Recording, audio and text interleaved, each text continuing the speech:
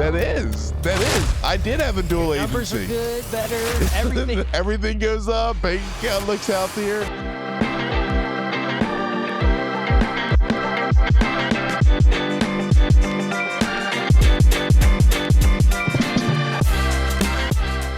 Welcome to Real Talk Real Estate podcast with Donovan Johnson. Scott Werner here. Hey, today we are going to talk about dual agency. You know, is it a myth that people actually get both sides of it? It's not a myth. It's not a gray area, but you do need to know how to do it.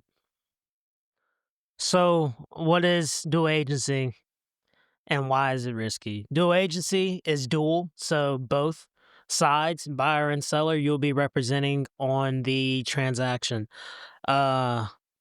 Why is it risky? Well, the most obvious is conflict of interest. Scott, tell us about it. I mean, conflict of interest, you can't tell the seller what the buyer said. You can't tell the buyer what the seller says. It's like having the answer key to a test and not being able to use it. Oof. Yeah, like So you really cheat even though you no, because dude, conflict of interest, it's serious. real. It's real. It's serious. But the thing is, it really is. Like you have the answer sheet. You're like, oh, this is what they're gonna go for. Hey, no, you can't do any of that. So it's a risky thing. People do it. A lot of people do it. I mean, I can think of a couple of agents down here that, like the Robbie Ingles, the Phyllis Loftons, the Larry Turners, they do it and they do it well. But it's like really, I don't like dual agency because it's like shadow boxing against yourself. Like you are looking at yourself in the mirror and you are fighting yourself. You're your worst critic in a dual agency. And it gets me a little, But dual agency, you do get the whole commission. So instead of only getting like one half of it, you get the whole of it. So just because you may be wearing different jerseys, it's all the same bank account. It goes into the same bank account, but the thing is, you have to get that thing closed. But would you rather depend on me or you to close a deal? Truthfully, Yeah. you. Nigga lying. I would rather rather refer it out to somebody on the other side. Really? I would. I'm not saying I want to always do it because it's fun working with people. Yeah. But if you told me like 30% of my stuff was dual agency at least. Okay. I mean, I guess when you put the numbers like that, yeah. It can go ahead. It just scares me. It just scares me. I am not comforted with that. And guess what? Like we said on the last podcast, if you're not comforted, you're showing doubt. And but honestly, I feel like usually one of the side, usually one side's way more chill, way more like let's get the deal done, and the other side's usually the opposite. So it's about hopefully being able to talk to the trippers. But the thing is, it's like you're the divorce counselor and the marriage counselor all at the same time. It's like, hey, let me deal with these people over here and these people over here. You have to split your mind up in the dual agency and be like, okay, don't say anything about the buyer to the seller. Don't say anything about the seller to the buyer. It's a lot of work. It's a lot of work. But man, the money. Yes, the money. The money comes from it. Because that's 2 for onesies, you know? That is. I did have a dual agency. The numbers are good. The numbers are better. Everything. Everything goes up. Bank account looks healthier. No, I get it. It's just, to me as a real estate agent, it's just a little scary. It's 100%, legal. It doesn't have any gray areas. You just need to make sure that it's done right. What's crazy, did you know that it's illegal in some states? Like, you can't be a dual agent in Texas. Shut you. True story. That is not just a bit for the podcast. Dude. What blew my mind? I mean, I don't like that you don't have the... Fact check me one more time, but I am 99% sure. I'm chat GPTing that right now. Did you pay for it yet? Clip that, chat. It's still free. But the thing is, hey, guess what? If he had a dual agency, he would buy it. But the thing is, Hey, producer Shami here. I just want to add some context that Really? in the following states, it is in fact illegal. It is in Colorado, Kansas, Maryland, Texas, and Vermont. In some states, it is very frowned upon, as in the state of Florida. And in some cases, it has broken down to be illegal. Just some clarification. Thank you for checking that because I was like, is he lying on the Dude, podcast? the agency in Florida would go crazy on the beach. No, go ahead. Ah, Alright, back to regular schedule. selling So, you sunset. just said I mean, like he said, like you said, Texas and Florida, you can't do it. I like to have the option, but it's just an uncomfortable spot for me. and so, like, there's rules and procedures for anything in real estate. Yep. And you're dealing with people's money and their most expensive, most valuable purchase. So remember that. So put everything in writing, but everybody has forms because in Louisiana, if you're a dual agent, you have to come out at the very front end and say, I am representing both parties. Mhm. Or there's sometimes you're dealing with a FISBO that doesn't want to be represented. You still got to get everybody to sign a document saying, okay, I represent the buyer on this, but the seller is choosing to be unrepresented. Yep. And then they lose. They only get it's it minis. How do you say the word? Minis. It's about the duties that implied Meniscus. agency versus You're go. You're implied. go. You're Stop. Listen. Listen. It's you know what I'm talking about though, right? no. It's about bro. If you're somebody's customer versus a client, it's two totally different things. I Look, gotta look up the M word now about the. It's called ministerial task. while they're looking it up, you should have paid for Chat GPT. Ministerial Yeah. acts. It's basically that's All the right. duty you're supposed to give everybody. Like no matter like if he S- could come up to me s- knowing that probably working with you type deal, and he'd be like, "Yo, what's this house worth?" I gotta be like, "Well, it's listed for 420." Man, Scott Werner fail as an agent. It's yeah. I'm just, Ministerial act. I like it. but it almost goes back to the last podcast of another thing to say of how you add your value and worth is being like, look, if you're just a customer, this is my duties to you. Like I signed an oath that these are what I'm supposed to do for you. But all this extra stuff, it's like add-ons that you can't add to the cart. Like if you wanted me, you got to get the whole package. So I would rather the whole package. pause. That was bad. I got you. I, I I got mean, you. I got you. I got you. I mean, the thing is, like you said, disclosure is key. If you're going to ride both sides, I had one when I was with Lem. I had one, and I actually felt terrible. Pause. You knew you were a dual agent? Yeah. Question. Did you think the deal was going to be smooth at the beginning, or did you think crap was going to hit the fan? I thought crap was going to hit the fan. So it was two opposing personalities on each side. Yes. And See, guess now what? I get why didn't. dual agency wouldn't be as fun. But at the same time, I think you got to So- act like good cop, bad cop, and flip somebody. So I was talking to my broker and said, I got the buyer, I got the seller. He's going to have to come out $12,000 on this deal. Like out of the equity? Out of pocket. Out of the equity? No, out of pocket. He's paying. Oh, he was minus. Yes, he was minus. And I was like, broker, can I please cut him Cut commission? cut What you commission? at? So what was, I where are was you at cutting 5. it to 3? I was cutting it to 4. That's not bad. Okay. Broker said no. Of course. Never cut your commission. Of course. Of course. But guess what? Guess what that seller said to me after the deal was done? Thank you, Scott, so The much. guy that paid thanks Yeah. you. Yeah. He said, thank you, Scott, so much. He paid me $12,000 my commission and said, thank you so much. I'm able to move on with my life. My mind to this day is still blown that he I would paid me send him $12,000. a Christmas card every year and be like, "Big dog, hope all is well." Guess who's in my CRM? I mean, guess he might live Maybe in that. number one. He may be the number one he overall is. pick right now. He might live in Nashville, but guess what?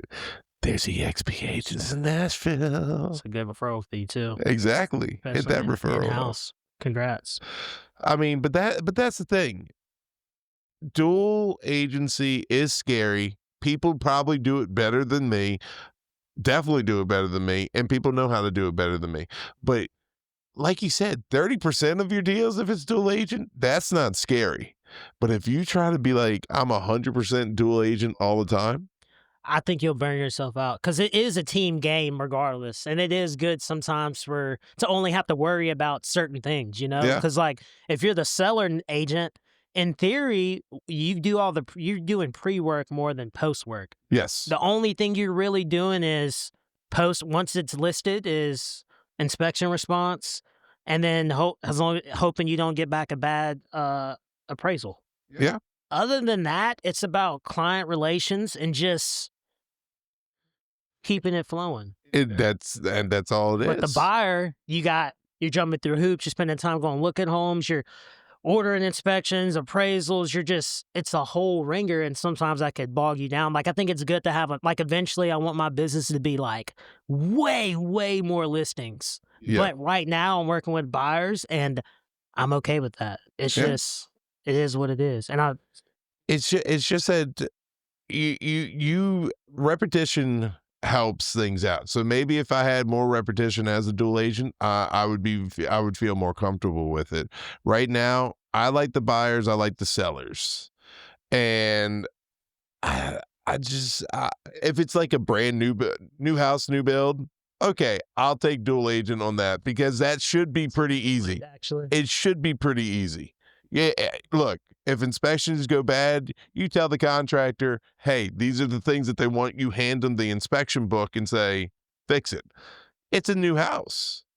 But the thing is, when you're having to jump through those hoops and then you're having to not jump through pre-hoops, but post-hoops and everything else, that's a lot on your mind. Some things might fall in the Yeah, cracks. and imagine if you're growing as an agent, imagine Yeah. having instead of one's okay, two's okay, you start getting a 4 or 5 dual agencies at one time, unless you got a couple investments where it's like the inspection period's come basically non-existent, and I say because inspections with investments, because a lot of the times people are using cash, and they waive inspections a lot or don't get like a Roland McCormick or a, Yeah. BDA, Yeah. Chris, none of them to go out because they've been in the game so long, they can pretty much walk through a home and know exactly like what's wrong or have like inclinations of it.